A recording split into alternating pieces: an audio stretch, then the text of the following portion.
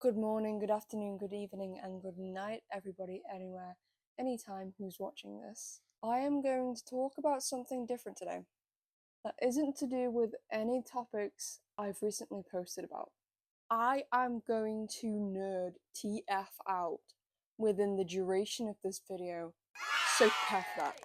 I haven't posted a nerdy video in around 9 months, back in my mumbling PNG days. Why does my medulla oblongata hurt? The sequel to the sequel happened in 2005, the specific date varying from country to country. It's called Postal 2 Apocalypse Weekend. But anyway, this is not about my old videos, this is about some of the greatest pieces of orchestral music I have ever listened to in my life. They have made me cry, scream, bang on the floor. It's that good. And if you have never had that kind of reaction to music before, you need to let yourself get loose and get searching, baby. I am in no way a music expert. I know nothing about how music is set up, composed. All I know is that I need to talk about the way the story is told by these songs. Originally, this video was just gonna be about one, which is Divine Beast Vah Medoh, but now I need to talk about every single one of them right now. So, let's talk about the hard-ass music made by Manama Tatadoka, Yasuki Iwata, and Hajime Wakai.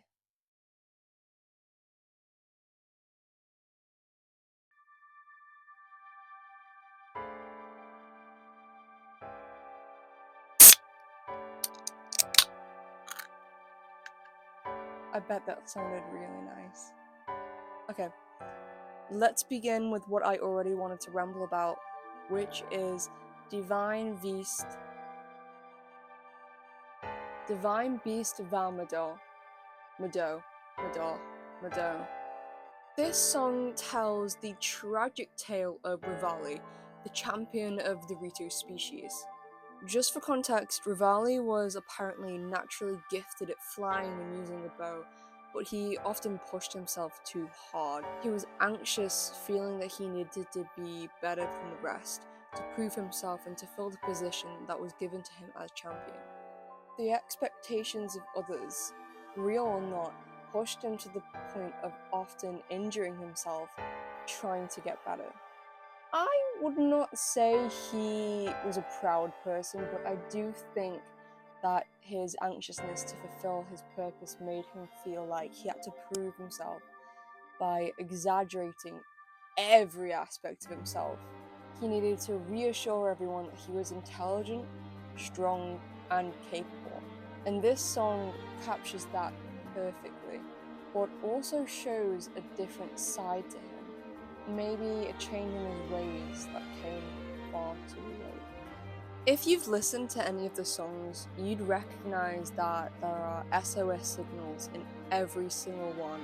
More terrifyingly, SAD signals.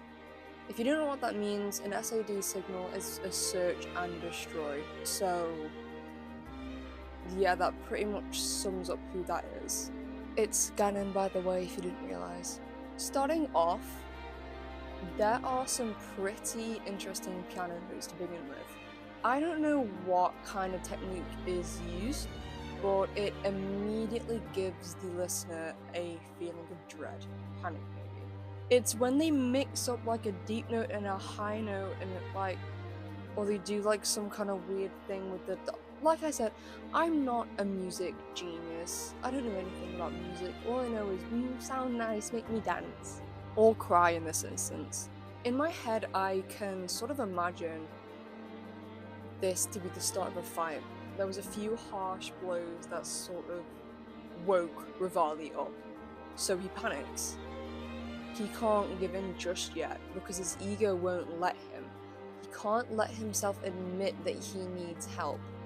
And that's why his signal is 16 seconds late in his Beast's theme. Whereas The other champions' signals start immediately. It makes me so sad. This is post-edit Rowan here. I just wanted to add on, I think that like when his SOS signals start, they're very frantic, they're overlapping there. Most champions use 2 or 3 pitches, but Rivali uses like 5 bajillion different pitches, all overlapping at the same time. And I think he's sort of realizing, oh my god, I have made a huge mistake. And I need to get out of here right now, I need to run away. I'm not meant for this. And I think his like sort of self-deprecating thoughts are all like coming to him in this moment. And that's why when the signals stop, the tune is so sad and tragic. And I think at this point he's thinking like, who am I? What am I doing? Like, he just sounds like so upset, and he's realizing now that he's not everything he thought he was. He's not some untouchable warrior, he's just Rivali. Although I will say Mipha's song does begin with a sad, but I will get into that later. This theme, all the way throughout, is a link to his home's theme. It's produced by the strings, which give it a more sort of windy vibe, and it makes it seem like there's a chase going on. I like to imagine that their battle is like an air battle, and they're swooping and flying and dodging and attacking.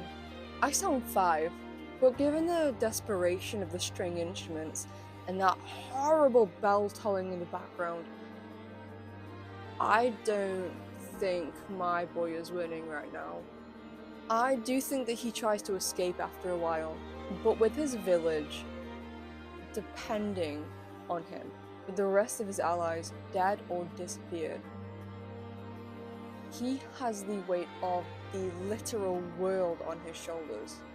Does anyone else like drink their Coke and then like they store it in front of the... I'm sorry, I didn't mean to flip you off. They store it like in the front of their teeth for a second before like letting it go through like a dam, because I don't like the feeling of like fizzy drinks just going straight down my throat. It feels like there's just air, or I don't like... You get me? But anyway, he has the weight of the world on his shoulders, and for someone that mentally ill, that has to make him feel like he has to see this entire thing through. His SOS signals overlap, they're frantic, they are calling for anybody to come and assist, and he knows that at this point he has got himself into something he cannot get out of alone. And for him, that's insane, because that's Rivali. He's cocky, he's arrogant, he's a smartass. He's not gonna admit that, but he is, and he's terrified. I don't know if you can tell how autistic I am about this song. It is so beautiful. He knows that the only ones that can help him are the Ruta warriors at this point. So he's trying to get as many people as he can before ultimately it becomes obvious that no one is coming to help him. And as the song gets more intense, an SAD signal slowly but surely increases in volume. It paints a picture of Rivali running, or flying in this case, away from Windblight, but it's just chasing after him and coming closer and closer and closer. And it makes me feel scared too, and I'm not even there. Like, bro, I am on the floor at this point of the song. And then, as the SAD signal finally catches up to the SOS falls silent. The only signal remaining is the SAD. And I think that is such a good, like, way to put it. That's such a, like, an amazing way to tell this story. So, he's flying away as fast as he can, he's trying to get away, but he's just catching up. Windblight's just catching up. And eventually he gets him. This is a pivotal moment in the song when Rivali's time is finally up. But I don't think he actually gives up. The music suddenly switches.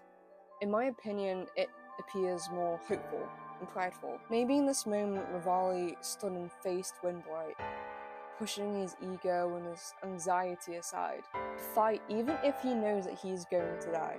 Maybe he's thinking of his greatest rival, Link. Maybe he's thinking about how he's now completely alone. But either way, I think he's had a turning point, and so has the song.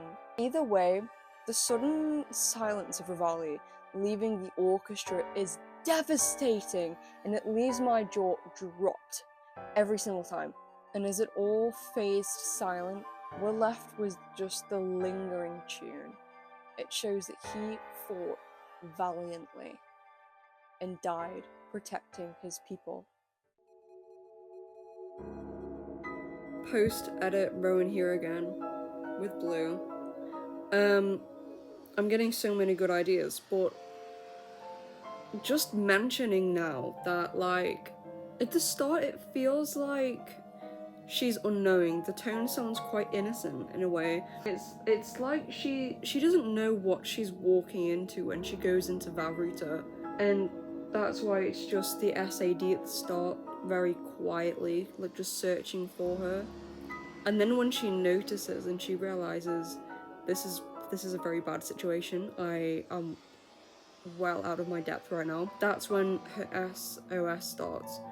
And her SOS signal is so fast, and it just gets faster and faster and faster throughout the entire song. She is terrified, man. And just a detail I didn't notice when I was recording this is that at 5 minutes 13, I think, you can hear her trident drop. It's the same noise that plays when Link drops the trident. So, yeah. I'll let you get back to sleep-deprived me. And now we can talk about Vah Ruta, the Zora's divine beast. Right off the bat, we are met with a search and destroy signal. The piano notes are eerie, with this creepy droning noise in the background. It has Mipha's signature cuteness to it, but there is a lot of unease, and it's super off-putting. It's like she's there, she's hopeful, but she's starting to realize this is way bigger than, she ever thought it would be. After the first SAD, I think I can hear just one SOS, but nothing after that. So for the first few minutes, it's hard to really put together a picture of what's happening, basically. And someone else mentioned that if you listen to it with headphones from the start to 1 minute 20, Mipha's parts of the song appear on the left, with water blights on the right, with the piano representing Vah Ruta. This was such a genius move that really helps describe the battle over Vah Ruta as they both struggle to take control. The SID signal stops for a few seconds as the music picks up and gets slightly more hopeful. But I think what's really happening now is that she's trying to fight, but figuring out that nothing works on water blight. And then at 1 minute 20, gets real. Now we can really hear Mipha's SOS. It speeds up. She knows that she's out of her depth and she needs help quick. And we can hear the SAD signal overlapping too, so although she's scared, she hasn't been found yet. It's just a really horrible mix of the SAD and the SOS. They're both locked in, and maybe even fighting at this point. A lot of people think that this song is her hiding from Waterblight before being found eventually, but I think that there is definitely some fight left in her. Mipha is the Zora champion, and she will not just sit around and allow her people to be in danger. At 2 minutes 14, it gets worse. I think this is where she's starting to hide now. Sounds I can only describe as glorpy. Just encapsulate the feeling of dread filling your gut, like deep paralysis-inducing fear. And her SOS is really starting to get drowned out now, so it's definitely getting closer and closer. The whole piece from here on out just feels terrifying. and sad. In her head, she's panicking because she doesn't want Link to fight this, and she doesn't want Waterblight or Ganon to be released into Zora's domain or into any other part of the world for that fact. Around 3 minutes 30, organs have begun to play their part in the music, which is Ganon's signature instrument, as we all know. This shows that the situation is just getting worse and worse. And I love the choice of instruments and noises and sounds to tell the story. If you're like playing through the game, you won't really have time to listen to the song, because I know when I was trying to play the game, I was not listening. I was trying to get every single terminal. But when you actually sit down and listen, you hear everything. Nearing 4 minutes into the song, the tempo is really starting to pick up. Maybe a fight is starting, which could be Mipha's final struggle. And Girl is really struggling. It gets faster and faster, and you can tell at this point that the music is describing each champion's death, because this gets horrid. I think Mipha's death was the absolute worst, aside from maybe Abosa's, but I think hers was the most terrifying. And while Link is searching for terminals, the music box motifs make it really feel ghostly, like she's looking over and worrying about him. The end of the song just shows that her death was terrifying, hopeless, and one of the saddest and probably worst out of any of the champions.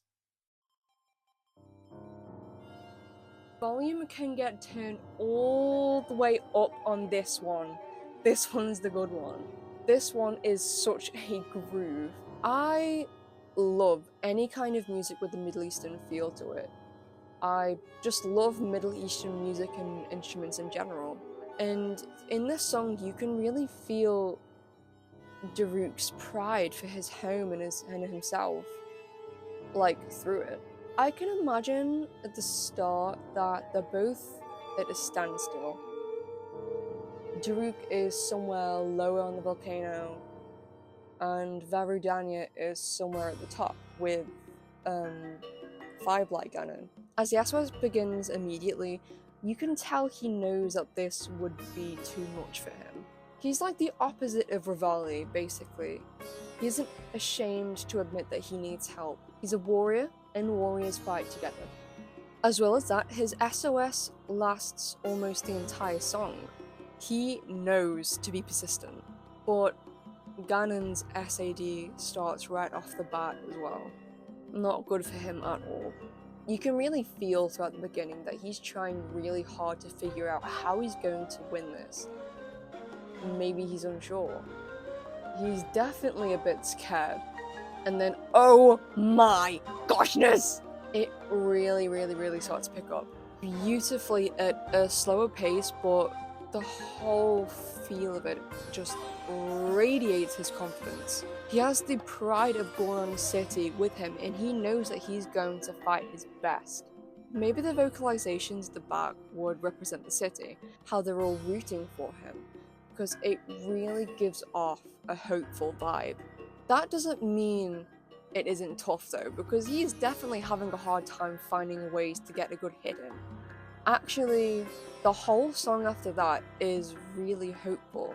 It isn't scary like Mipha's or solemn like Revali's. It's actually a good song that makes you feel pumped. I'm not saying the other ones aren't like a good song, but I mean, like, there's a difference between this is a good song and this is a good song. You get? Honestly, this song can get a bit repetitive though. Not much really happens, and it's difficult to tell what's happening story-wise, but I can imagine it's just a lot of fighting and Daruk being hopeful. There is a mix of uncertainty in the song, of course, but it's drowned out by Daruk's positive energy. Maybe that says a lot about how he'd be feeling. He's terrified, but pushing that down because he knows that if he dies, He would have died fighting for his people. When I was writing the script, I was a bit further ahead in the song, but near the middle, the vocalizations kind of cease. Maybe the other Gorons are worried about him, and they're terrified that he's going to be killed. At around 5 minutes 20, the tempo picks up, and I think that this is when his death starts. But all throughout the fight, it's still cheerful and confident. And by the way, at that point, the drums eat! And as he dies, the pride of his people, the fondness he has for home, and his cheerful disposition, all shine through him. He might be losing, but he's losing with a smile on his face. Moving on now, we are now on Vah Neboris, Urbosa's divine beast. Straight off the bat, we get some pretty intense piano booms, and I will be calling them that the duration of the video because I don't know the musical term for big sharp booms on a piano, with an electric intense sounding noise framing it perfectly.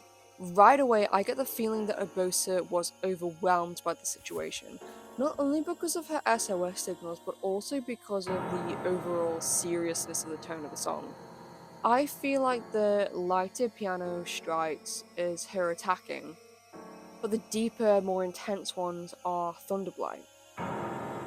They create a shock that shakes the entire song, and most likely Urbosa, causing it to halt for a second as all process falls back. But the sudden deep booms also remind me of Neboris' feet stomping against the desert floor, slowly just carrying them as they fight. Her SOS calls are relatively calm for the situation. She believes that she will have it under control no matter how terrifying this battle is for her. I've got to turn the light on for a second because I have like an overactive imagination, but it gets crazy. It will be going off in a bit though. As the electric sounds get higher and higher, the song really starts to get going, specifically at 1 minute 20, when it seems like Urbosa puts her foot down. Now it feels like she knows what she's doing, and she's ready to take on Thunderblight. She is an intelligent woman and a brave warrior, and I think that by now she's figured out his shtick, or its shtick. I don't think Thunderblight classes as a she or a he, or a they, even. I feel like it's relatively smooth and well thought as a fight, with both of them noticing what the I feel like it's a relatively smooth and well thought out fight, with both of them matching each other's power, at the beginning at least. Each burst from the piano represents lightning, and although it's difficult to figure out who's doing what as the song goes on, you can feel Urbosa's will to fill out on her duty. At 4 minutes in, the theme for Gerudo Town begins to slowly play, as if Urbosa is reminding her town, and she feels determined to protect her home and her people. But it has such a beautiful and melancholic twist to it, like she's unsure or all she wants to do is just go home or she's worried. I really like making stories from songs because I really like making stories out of songs because the possibilities are literally endless. In a way, the whining of the violin sounds like crying, and the pauses and the intense breaths and bursts that make it seem like all she is feeling at this point is anguish. She can't protect her people, and she's devastated. She is losing this battle. It's like she's just getting more and more tired, and she can't escape Thunderblight's attack. Like we see in Hyrule Warriors Age of Calamity, where she is exhausted, looking back in terror before she's fatally wounded, most likely decapitated. And the violin just gets slightly faster as the humming from the beginning gets more audible, and there's a shivering sort of a rhythm coming from the sitar being played that makes me think of one word, which is electrocution. I think this made her death horrible, and she definitely died feeling terrible, physically and mentally.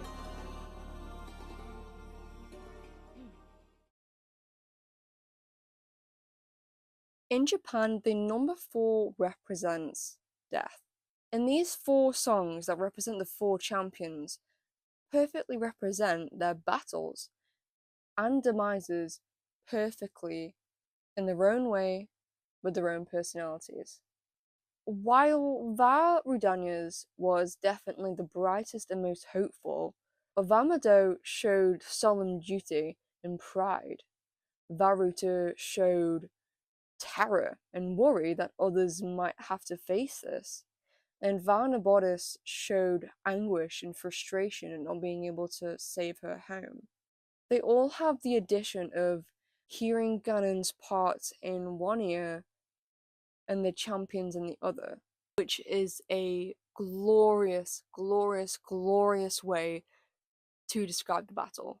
As one Morse code signal overtakes the other, as every SOS fades, every single one of these themes had so much thought and energy put into it. So thank you Manama Tataoka, Yasuki Iwata, Hajime Wakai, and the Legend of Zelda team for painstakingly creating all their masterpieces. And thank you for sticking around this whole time. Bye! Yasushi Iwata, Manama Tatadoka. Oh, thank you Manama Tatagoa to Manama Tatakoka. What? Manama Tataoka. Manama Tatakoka. Manama Tataoka. Yasuki